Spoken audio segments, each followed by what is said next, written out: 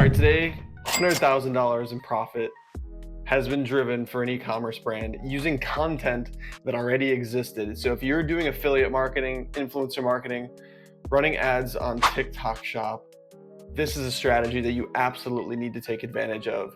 And if you haven't started doing an affiliate marketing, I highly recommend that you do so that once you find some winners, you can scale with this strategy. Let's get into it. All right, I'm gonna waste none of your time. This is the 100K influencer strategy that we used, taking just a few pieces of existing influencer content and generating a six-figure profit with that content. Crazy. So this is performance before implementation. This is from April of 2025. So literally only 3 months ago as I'm recording this.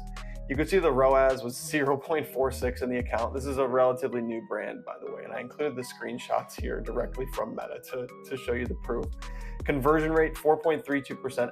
Honestly, not a bad conversion rate at all.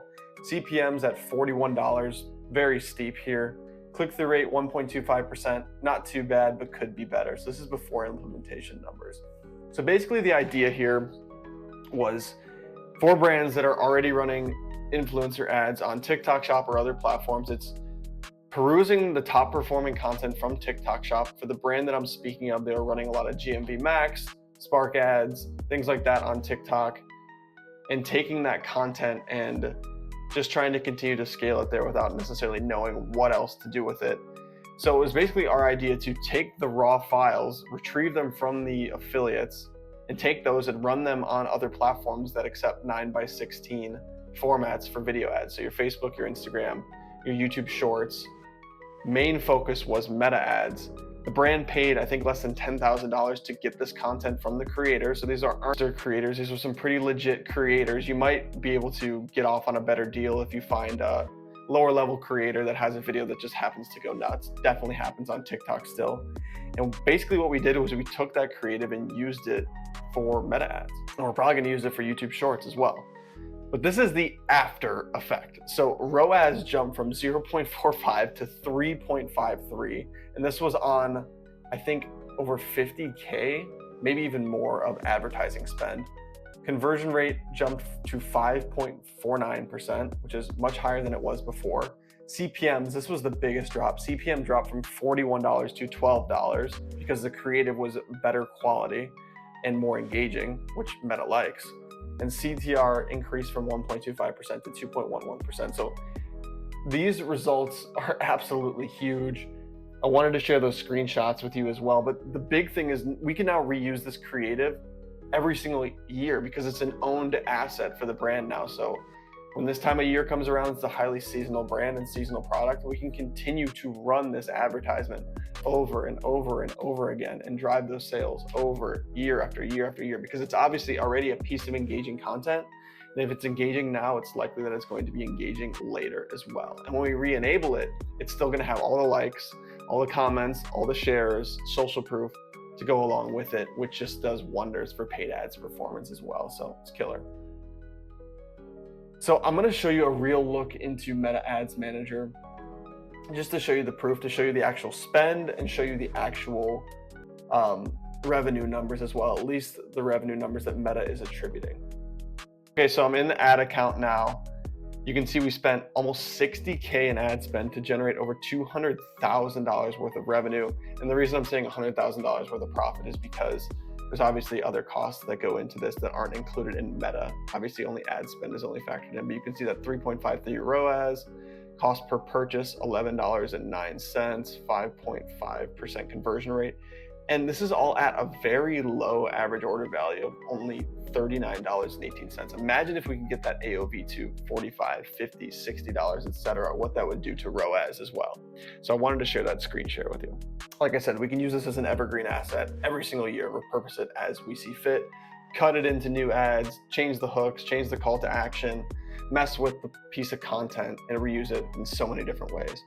I want to show you how to replicate this in practice. So what I want you to do first is review your TikTok Shop or influencer content and find the top performers. You might not have any top performers right now, and that's okay. You might not be in a brand position to start scaling paid ads.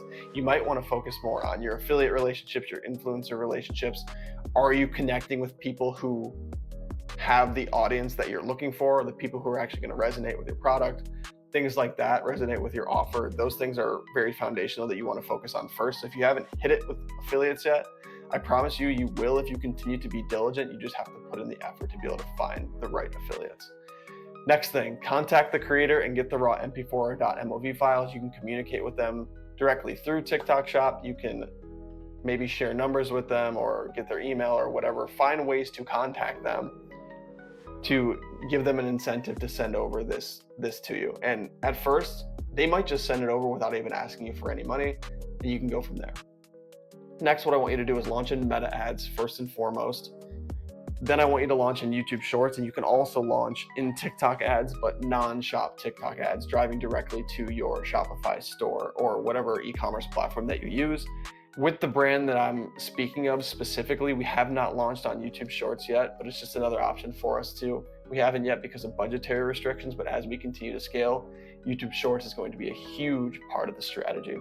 And the last thing, you're going to test this with minimal edits, and you're going to write effective ad copy. So minimal edits, there's not really much you need to change for 9x16 placements when you run on YouTube Shorts or Meta, but there are instances on Meta where you're going to need to adjust it slightly for 1x1 placements, so those square placements, which is like your normal Facebook posts and other things like that. And also writing effective ad copy that's on brand, calls out your audience, gives them a reason to want to purchase the product and builds desire in the caption itself, and then ends with a strong call to action as well.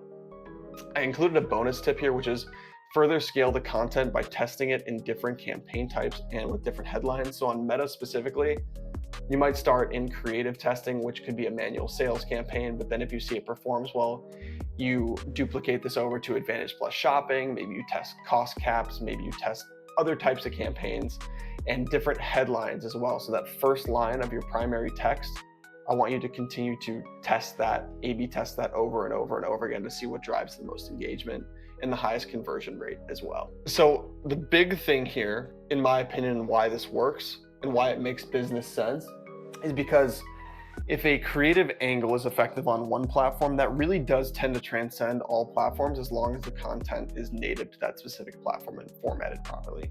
There will be instances where something that is specific to TikTok might not necessarily look right on Facebook or on Instagram or Shorts, but with Reels and Shorts, it's essentially just those other platforms stealing TikTok, essentially.